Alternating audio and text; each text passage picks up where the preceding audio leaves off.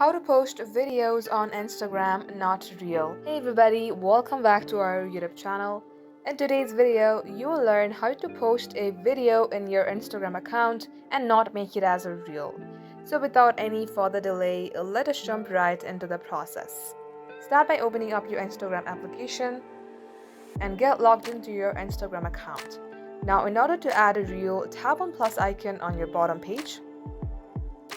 That will open up your gallery section. From here, make sure that you choose a video that is 15 minutes long. If you do so, that video will count it as a video and not as a reel. And that's the only way you can upload a video if you don't want that to turn into a reel. All you have to do is find a video that is more than 15 minutes and post it on your Instagram. Just like so, this is how you can do it. Thank you for watching the video till the very end.